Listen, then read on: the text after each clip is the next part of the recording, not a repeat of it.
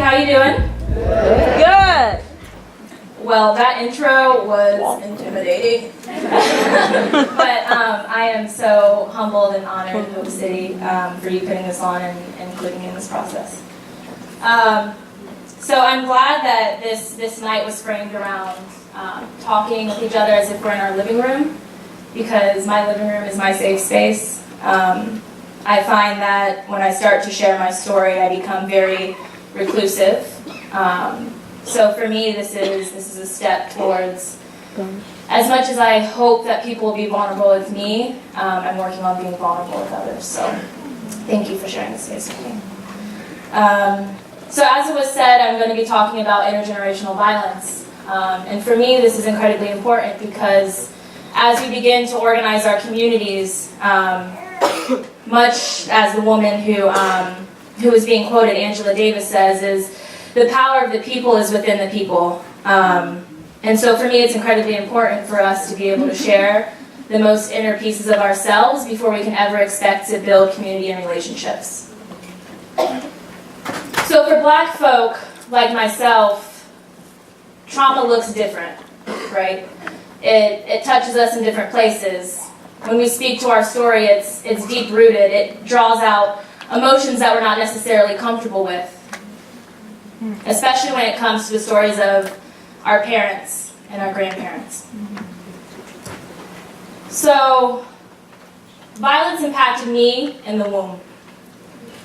My mother's biological parents were both killed. My maternal grandmother, and for those out there that have triggers towards domestic violence, I want to put this out there. I'm going to give space for y'all to leave the room if necessary. So my maternal grandmother, my biological maternal grandmother, was beaten to death with a hammer by her boyfriend who was abusive. My paternal biological grandfather was shot and killed in the stomach by his girlfriend's father at the time. My family is from Linden. My mother and my adopted grandmother both grew up on 14th and Lexington.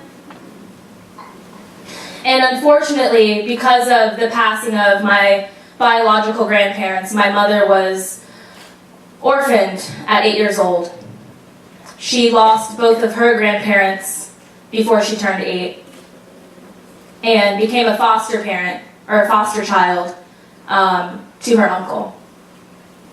And so what does this look like when we have a child being in a space where they're unable to grieve at such a young age because there's so much confusion about what went wrong? Where is my mother? Where is my father? Where are my grandparents? And so for my mother, this took a huge toll on the way that she processed her emotions. And what this took the form of was a series of unfortunate, unhealthy relationships that led her to further impact herself through this trauma. When she met the man that I thought was my father, she was hopelessly in love. So much so that she said yes to an abortion for his sake. An abortion of the child that she hoped would be the love that she was lacking in her life for all those years. But eventually my mother, after having to go through that procedure, rose up from the ashes and decided that she was going to have a child that could be her own, a child that she could love, a child that she could provide for. And she gave birth to me. But all of the lies and deceit that my would-be father led and fed to my mother caused her to have an abortion after me.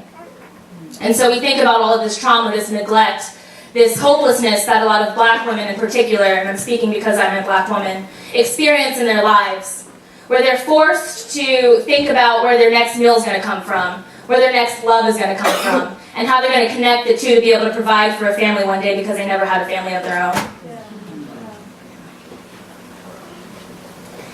And so, unfortunately for my mother, that resulted in her marrying a man that was also abusive and was addicted to crack cocaine, which meant that his addiction led him to be a violent man. And unfortunately, that violence was inflicted on my mother. Unfortunately, that violence was inflicted on me. Unfortunately, that violence led to the physical and emotional abuse of my siblings. I'm the oldest of 6. If you guys haven't seen, I'm obsessed with my family. I'm the oldest of 6, and it's become imperative in my work that I create as much possibility as is humanly capable to provide those who are directly affected with violence into a space or on a path where they can self-advocate. Because for my mother, she was always put in a predicament where she had to not only think about where her next meal was coming from, but where the love that she could provide for her family was coming from, because she felt so malnourished due to her lack of love that she had to find it in a man who unfortunately could not reflect that onto his children. So my stepfather was incarcerated in 2008 after a series of burglaries that he committed. And what that resulted in was me having to take the fatherly role in my family. This is something that is not uncommon in a lot of black families, as we know. But for me, it took an early form when I was 16, having to work and provide for my family in a way that most 16-year-olds become very, very enraged by, because you're 16 and you want to just be hanging out with your friends. But for a lot of us in the black and brown community, we know what that looks like, right? It's having to stay home and babysit your 5 siblings at 10 years old. It's having to figure out how you're going to stretch $2 when you only have 1.